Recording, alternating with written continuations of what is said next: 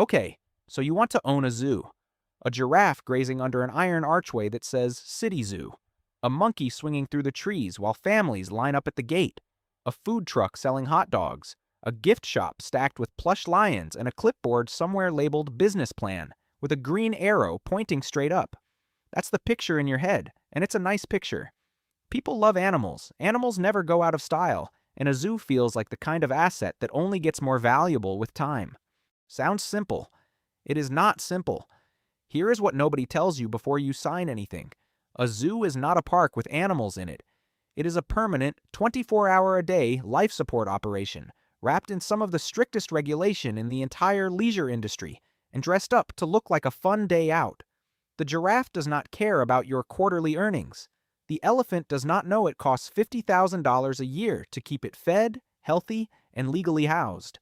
And the accountant standing next to that clipboard in the picture is the person who actually determines whether this business survives the next bad winter. So let's take the glossy version apart, piece by piece, and look at what you are really buying.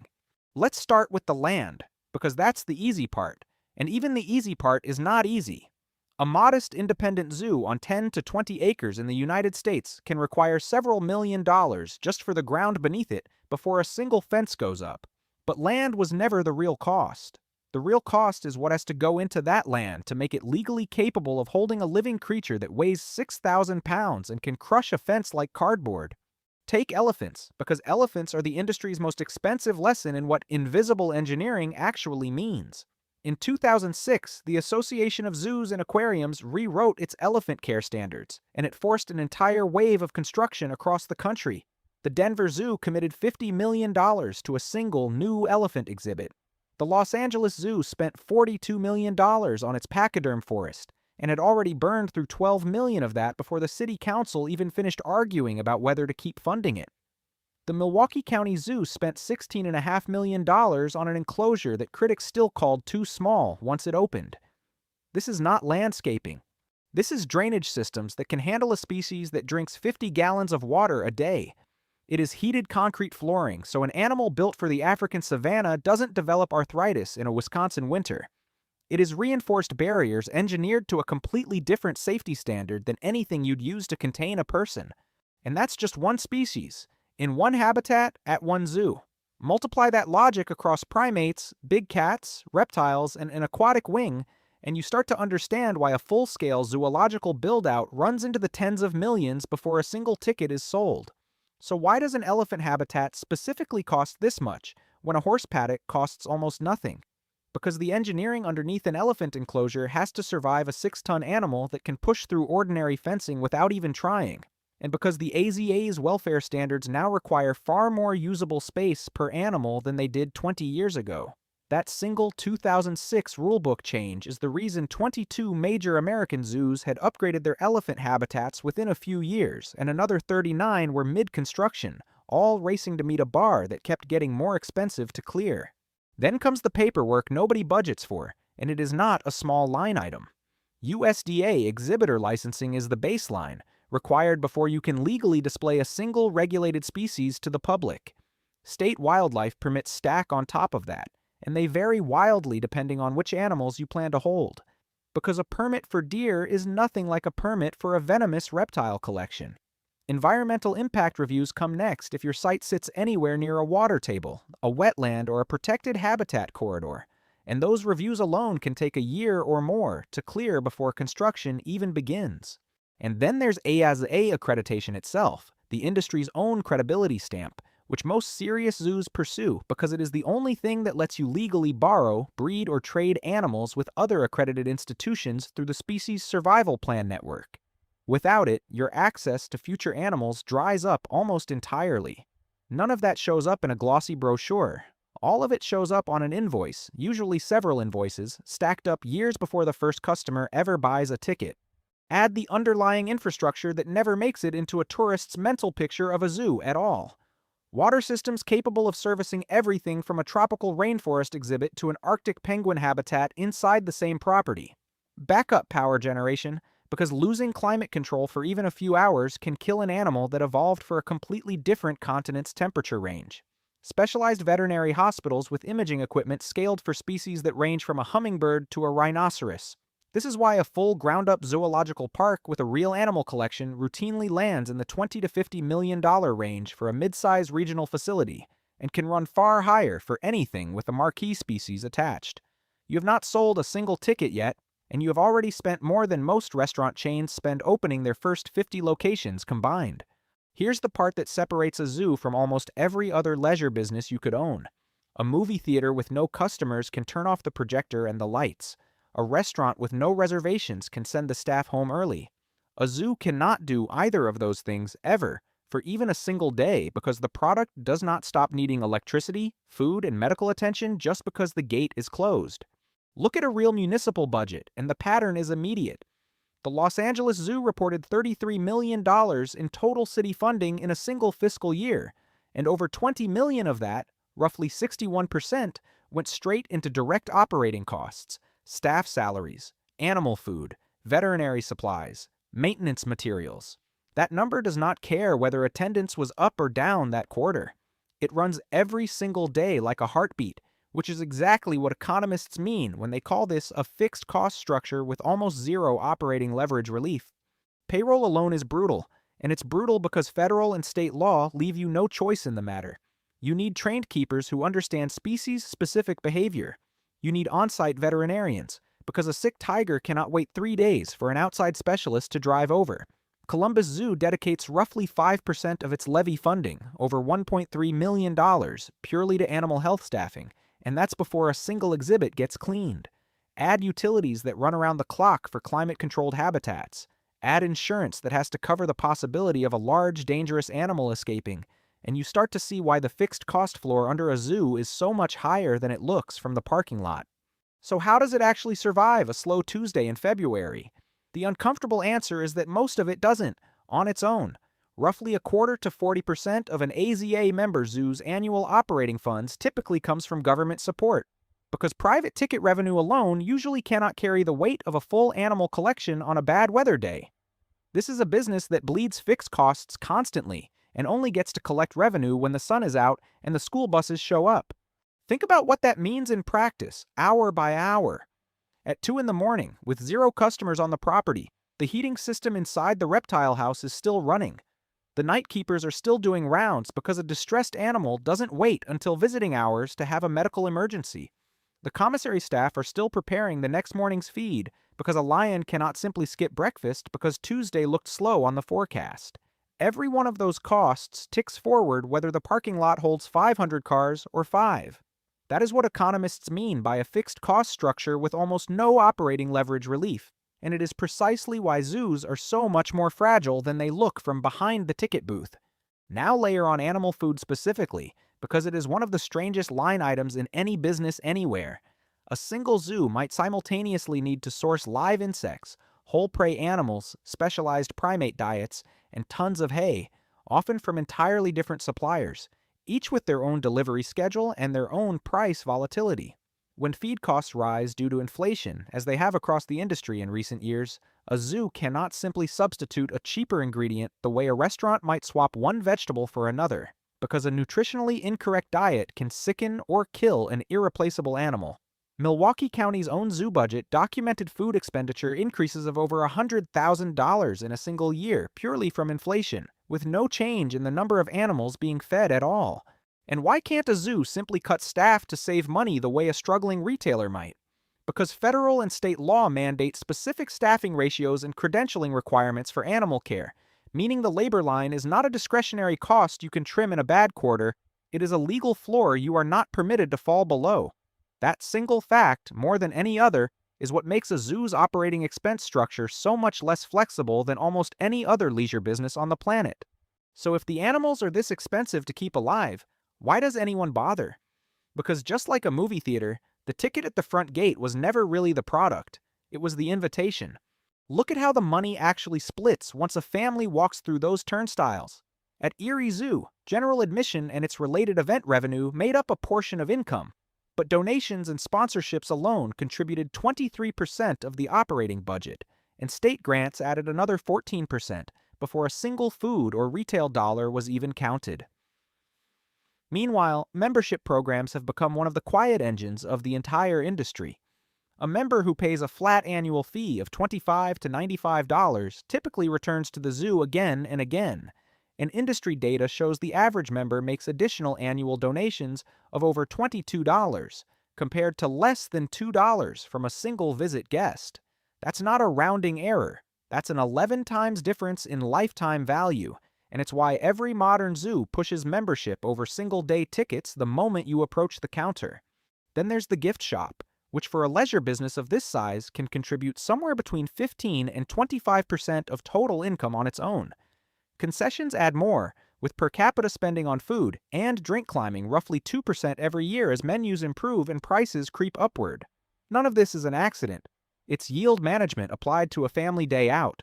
Why would a membership card, priced at just $25 to $95 a year, matter more to a zoo's finances than a single premium admission ticket? Because a member doesn't just pay once. They come back 3, 4, 5 times a year, and every one of those return visits is another chance to sell concessions, another chance to sell a birthday gift shop trinket, another chance to upsell a behind-the-scenes animal encounter. A single visit guest generates one transaction and disappears. A member becomes a recurring subscription, quietly compounding in value the same way a streaming service subscriber does, except this one also buys a plush lion on the way out the door. Look at how deliberately this is engineered. Membership tiers typically bundle in food discounts, event access, and companion passes, all designed to make the annual fee feel like a bargain compared to buying single-day tickets. Meanwhile, the gift shop itself is laid out with the same psychological precision as a supermarket, with the highest margin items, the plush toys, the branded apparel, positioned exactly where a tired child on the way to the exit is most likely to ask for one. And behind the scenes, some of the largest zoos now run entire e-commerce operations selling merchandise and memberships online, extending the revenue reach far beyond whoever physically walked through the gate that day. So which part of the operation actually makes this business survive? It's never the exhibit itself. The giraffe gets you through the gate. The plush giraffe in the gift shop, the annual membership card in your wallet, and the $12 hot dog at the concession stand are what actually keep the lights on. The animal is the marketing budget. The merchandise is the margin. This is the exact same mechanic that makes a movie theater's popcorn counter more profitable than its screens, applied to an industry most people assume runs purely on the goodwill of watching a lion pace back and forth. Here is the trap door under the floor, and it's a brutal one because it doesn't come from bad management. It comes from a variable no owner can control. The weather, the economy, and public taste, all hitting the calendar at exactly the same time. A zoo's entire revenue engine depends on discretionary visitation, meaning people choosing to spend a leisure day and leisure dollars on your gate instead of somewhere else.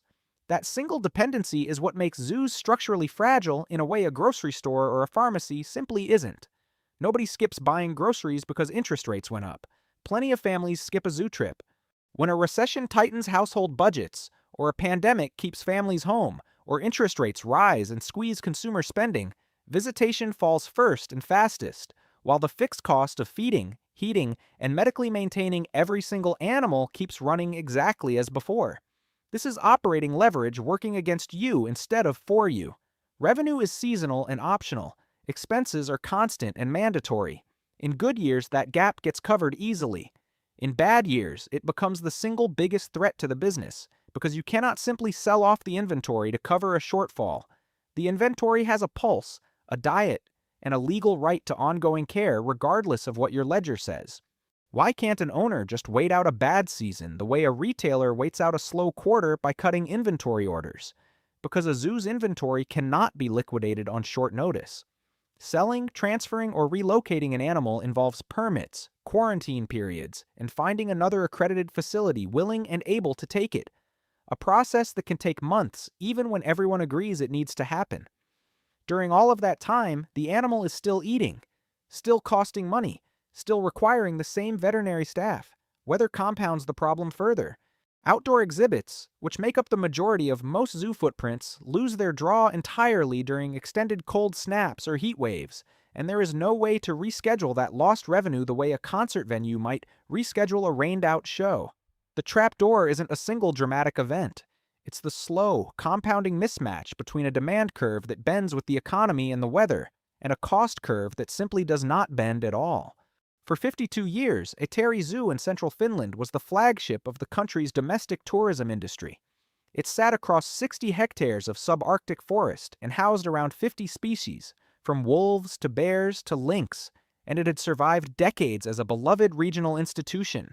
Then, in 2018, its owners made a bet that looked, on paper, like the growth strategy of a lifetime. China agreed to loan Ähtäri 2 giant pandas as part of a diplomatic partnership, and the zoo built a dedicated panda house for roughly $9 million to house them. It worked at first. Annual visitor numbers jumped from around 170,000 to 275,000 almost overnight, because the panda pair became a genuine national attraction. But the debt structure hidden behind that success was punishing. Keeping the pandas fed, housed, and covered under a species protection fee to China cost the zoo an estimated 1.5 million euros every single year. The bamboo alone, flown in from the Netherlands, cost 100,000 euros annually, and ticket sales tied directly to the pandas only recouped about 600,000 euros of that yearly cost. Then came the trapdoor, and it arrived in layers, exactly the way structural risk usually does. The COVID pandemic shut international and domestic tourism down almost overnight, forcing the zoo to close its doors entirely for months while every fixed cost kept running underneath it. Visitor numbers collapsed and never fully recovered to pre-pandemic levels. Russia's invasion of Ukraine pushed inflation and interest rates higher across Europe, squeezing household discretionary spending even further, right as the zoo's debt service costs were climbing along with everyone else's. The zoo's board chairman put it plainly: the world had changed, customer behavior had changed, and incomes had dropped, and the zoo simply no longer had the financial capacity to keep paying for 2 of the most expensive animals on the planet. In 2024, Ähtäri sent the pandas back to China 8 years ahead of schedule, hoping the move alone would stop the bleeding. It didn't. Revenue fell even further once the star attraction was gone. By October 2025, the zoo filed for bankruptcy, revealing debts of roughly 17.1 million euros against assets of barely 700,000 euros. It was eventually sold for a symbolic €1 to an association formed by its own former employees, simply to keep the remaining animals alive while a long-term operator could be found. A single high fixed cost bet, layered on top of a demand shock nobody could control, brought down 5 decades of operating history. Let's run the numbers on a realistic mid-size independent zoo, sitting on 15 to 20 acres, with a full animal collection and a functioning gift shop and concession stand. In the optimistic scenario, attendance holds steady through the year, the weather cooperates on weekends, membership renewals stay strong, and the gift shop and concessions perform at their normal 15 to 25% contribution to total revenue. Total annual revenue lands somewhere around $8 to $12 million for a facility of this size, with operating costs consuming roughly 70 to 80% of that figure, given how fixed the labor, veterinary, and utility lines are. Net margin settles in the range of 8 to 15%, translating into an annual net profit of roughly $1 to $1.8 million, against a total capex build-out in the $20 to $40 million range for land, habitats, and infrastructure. That gives you a payback period stretching well past 15 years, even when everything goes right. Why does that payback timeline matter so much more here than in most other leisure businesses? Because a 15-year runway leaves almost no room for error. A restaurant that has a bad year can close, sell its equipment, and walk away with most of its capital intact. A zoo owner sitting 15 years into a payback schedule has an entire living collection that cannot simply be liquidated overnight, which means every bad year doesn't just delay the payoff, it compounds the risk that the business never reaches it at all. Now, the realistic bad year. A cold, wet spring cuts attendance by 15 to 20% in the first quarter. A major exhibit animal requires emergency veterinary care that adds an unplanned 6-figure line item. Energy costs rise because climate-controlled habitats don't get a discount when utility rates spike. Membership renewals soften as households cut discretionary spending. Revenue drops by roughly 15%, but because so much of the cost base is fixed, operating expenses barely move, falling by only 3 or 4%. Net margin compresses from that comfortable low double-digit figure down toward 2 or 3%, or into an outright loss, depending on how deep the shortfall runs. The difference between the optimistic year and the realistic bad year isn't a rounding error on a spreadsheet. It is the exact gap that swallowed Ähtäri Zoo. one bad year compounding into the next, until the debt service coverage ratio simply couldn't be met anymore. So, what are you actually buying when you buy a zoo? You are not buying a stable cash flow, and you are not buying a simple leisure attraction that runs itself between ticket sales. You are buying a machine that turns public fascination with animals into a permanent, unblinking cost structure, one that has to be paid every single day, regardless of whether anyone walks through the gate. The giraffe, the elephant, the panda in the enclosure, none of them know or care about your revenue targets. They are simply the fixed, breathing liability that this entire business model is built to convert into a gift shop transaction, a membership renewal, and a hot dog sale. Get the popcorn business right, and a zoo can be one of the most emotionally rewarding assets a person can own. Get the fixed costs wrong, and you inherit an obligation that doesn't downsize, doesn't go on sale, and doesn't stop needing you, even after the money runs out.